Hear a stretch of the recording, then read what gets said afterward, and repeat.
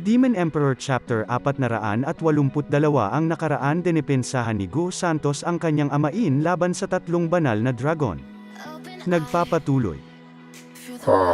Senyor, umatras muna tayo at gumawa na lang tayo ng magandang plano. Ang batang makulit at si Chupa ang pinakamasamang kaaway natin. Mas magandang sabihin muna natin to sa mahal na emperador.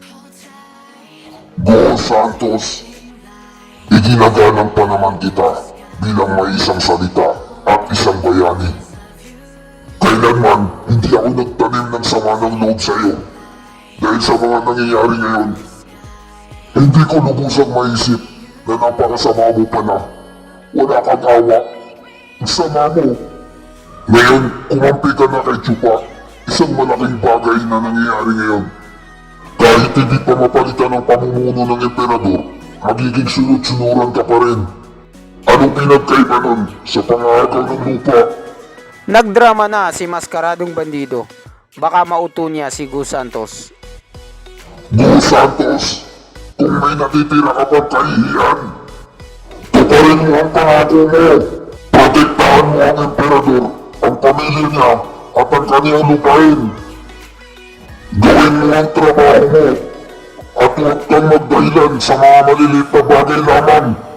Paiba-iba ka ng desisyon. Hindi ganyan mag-isip ang isang magalang na tao. Sino ka naman sa akala mo?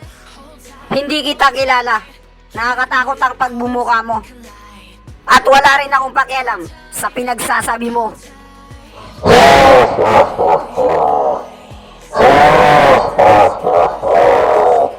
Go Santos, hindi mo na ako kailangan kilalanin pa. Ang inaasahan ko lang sa'yo ay tuparin mo yung pinangako mo.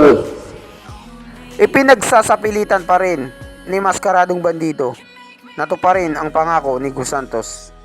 Amoy putok ka. Parang pamilyar sa akin. Pero hindi ko matandaan kung saan. Sino ka ba? Close ba tayo? Nagkita na ba tayo dati? At biglang pumikit si Maskaradong Bandido. May balak atang matulog. Kung ganon, tutulungan kita. Maalala mo kaya, MMK. Tapuran, martial art, piercing, libola kadena. Nagpaulan na ng kadena si Maskaradong Bandido kay Gu Santos. Hayya!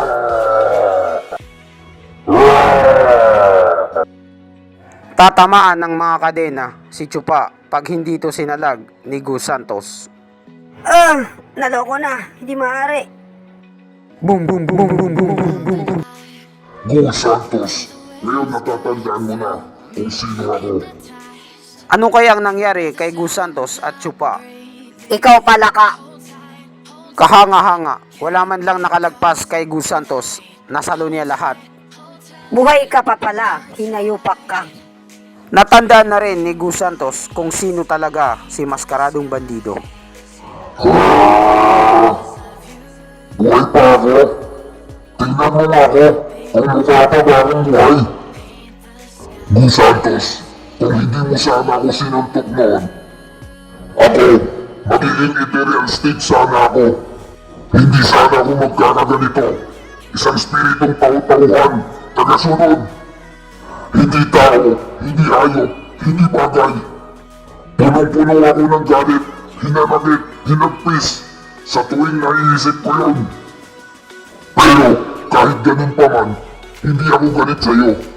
Dahil lagi mong tinutupad ang mga salita mo. Naantig naman ang puso ni Gu Santos sa mga sinabi ni Maskaradong Bandido. Pero ngayon, hindi na. Isa pa rin akong taong tumutupad sa salita. Hindi na ngayon. May nahanap ka ng daan at hindi ito mga tao. Hindi ba tinuruan ka ng iyong amain paano maging mabuting anak? Matapat at makatao at makatarungan. Tatalikuran mo na lang ba yung mga magagandang itinuro niya sa'yo? Nabigla si Gu Santos sa mga narinig niya at hindi na siya makapagsalita. Natameme na lang.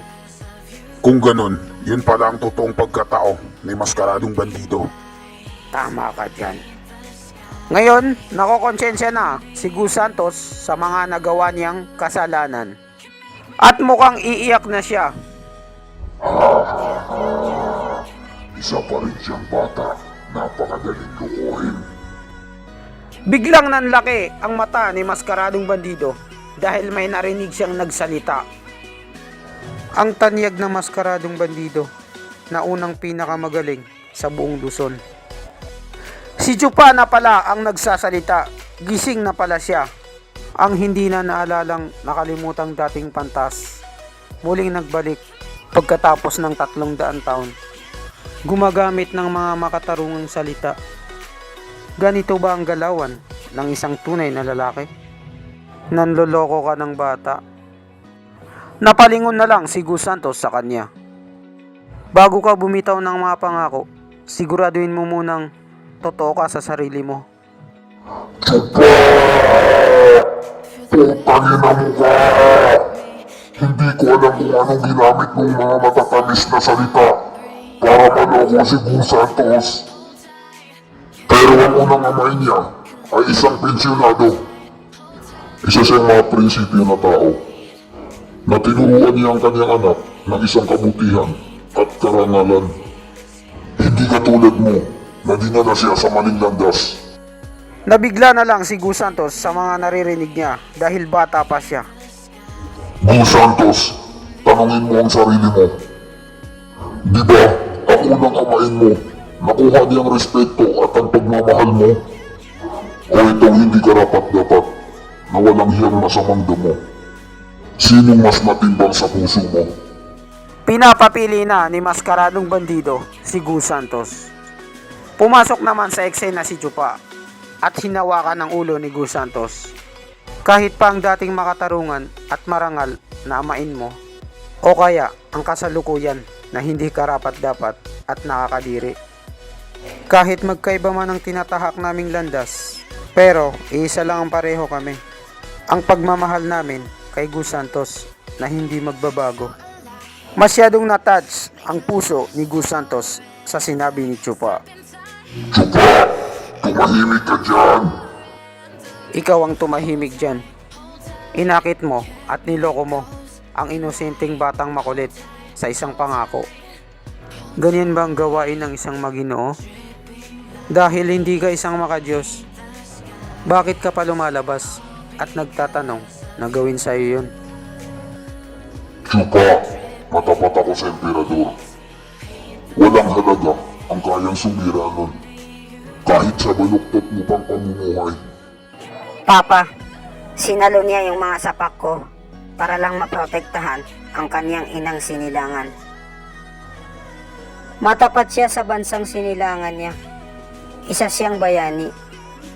Batang makulit, hindi ko kailanman pinagdudahan ang kanyang katapatan at ang kanyang pasya. Pero ano ang mayroon siya para matawag na maginoo? Anong klaseng sakit na kalokohan to? Ang mamatay ng husto sa mundong ito, ginagamit ang katapatan, pero marami nang ginawang masama na hindi na mabilang-bilang. Ito ba yung tinatawag mong katapatan? Nakakahiya naman sabihin na ang likod niya ay diretso, ang puso niya ay makatarungan, at gumamit ng parehong salita para pilitin ang iba na mangako. Kung ganyan din lang, tatanungin kita, Maskaradong Bandido, Sir, paano mo nagawa ang walang hiyang kasinungalingan? Niloko mo ang isang inosenteng bata para gawing alipin ng pamilya ng emperador sa 300 taon. At ngayon, bumalik ka na naman at gagamitin mo na naman ang panloloko mo. Ganito ba talaga kumilos ang isang maginoo? Mga maliliit na bata lang ang kinakaya. Nabigla na lang si Maskaradong Bandido at wala na siyang masabi. At dito nagtatapos ang chapter 482. Maraming salamat sa panunood, sana masaya kayo ngayon.